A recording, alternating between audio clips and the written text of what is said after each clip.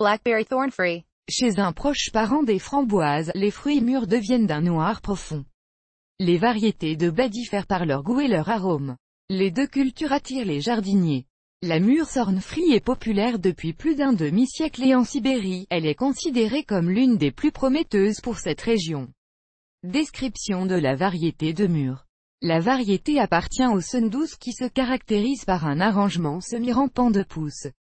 Le buisson couvert de grosses fleurs rosées devient une véritable décoration du jardin d'été, ce moment tombe au mois de juin. En fonction de la météo, des conditions climatiques et du lieu de plantation, certains jardiniers commencent à se régaler de baies à la mi-août, tandis que d'autres doivent attendre septembre. Mûre sans épines. La description de la variété vous dira à quel point la mûre thorn-free est bonne. La tige de la pousse est assez puissante, facettée à la base, 3 cm d'épaisseur, les tiges peuvent atteindre 6 mètres de long. Pendant la saison de croissance, la couleur des jeunes pousses change au printemps, branches vert foncé, à l'automne elles deviennent bleuâtres. Intéressante est la forme de la feuille, qui est une structure complexe de 3 à 5 petites feuilles. Blackberry thorn-free est un buisson noir moyen sans épines, digne de le cultiver dans un chalet d'été, pas seulement pour la dégustation. Avec sa présence, la baie transformera le paysage, le rendant plus attrayant tout au long de la saison de croissance. Caractéristiques des baies, avantages et inconvénients. Les mûres sont collectées en grappes de 30 à 60 pièces. Pendant la saison des récoltes, les pousses ne peuvent tout simplement pas supporter une telle charge et s'affaisser jusqu'au sol. Chaque baie de jardin pèse en moyenne 5 à 7 grammes, et avec une bonne technologie agricole, vous pouvez prendre jusqu'à 20 kg de fruits d'un buisson. Récolte de baies. Les mûres noires brillantes coniques au moment de la maturation acquièrent un agréable goût aigre doux. Mais si vous surexposez la baie, l'acidité disparaît, la relish devient sucrée et la pulpe se ramollit. Cette caractéristique n'affecte pas la popularité de la mûre toffee, car elle présente de nombreux avantages. Avantage de la variété, les pousses sont complètement dépourvues d'épines, ce qui rend déjà la variété attrayante. La culture est sans prétention et prête à produire des supercultures dans toutes les conditions. La culture d'une plante à baies ne nécessite pas le traitement des buissons avec des produits chimiques, car cette variété est résistante à de nombreuses maladies et ravageurs. Si les fruits ne sont pas trop mûrs, on peut parler de bonne transportabilité.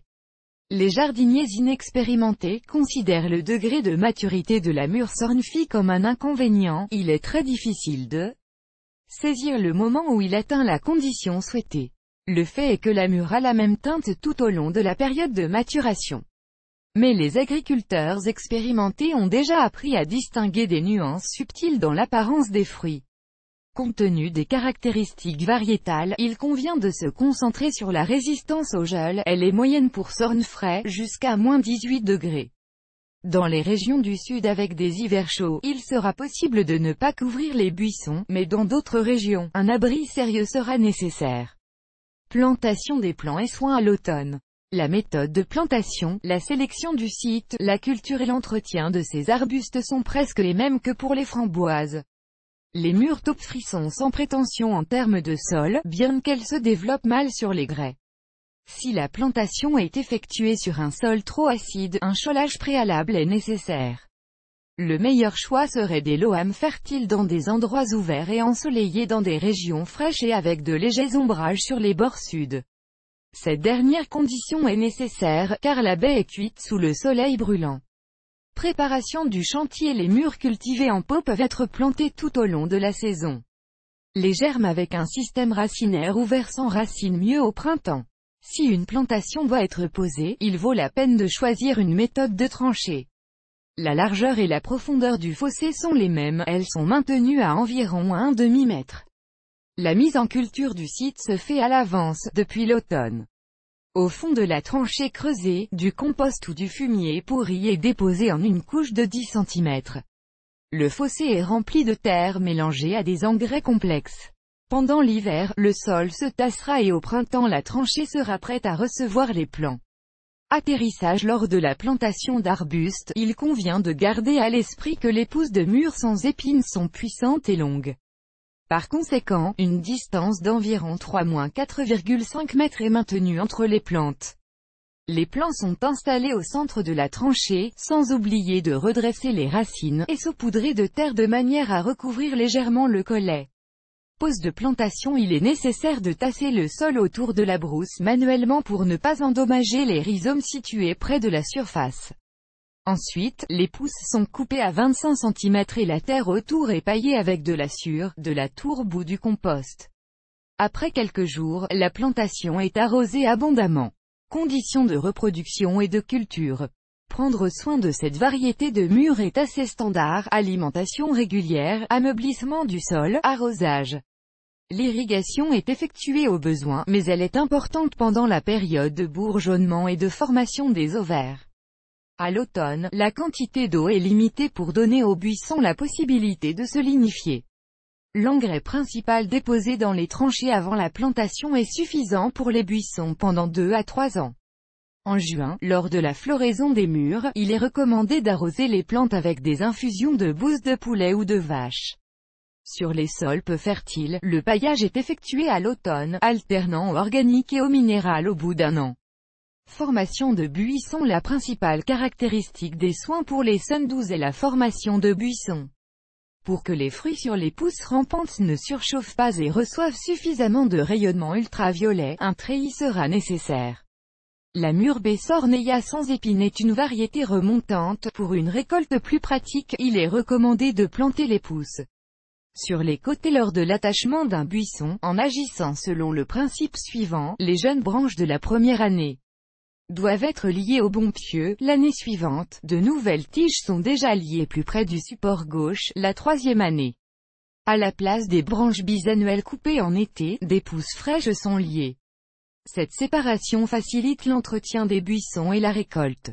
Formation de bouche. La formation des plantes est réalisée à l'aide de la taille. Après l'ouverture des buissons au printemps, les tiges gelées et malades sont enlevées. Les 2e années sont également légèrement raccourcies, puis les baies seront attachées sur les branches latérales inférieures. À l'automne, les pousses germées de l'année dernière doivent être coupées à la racine.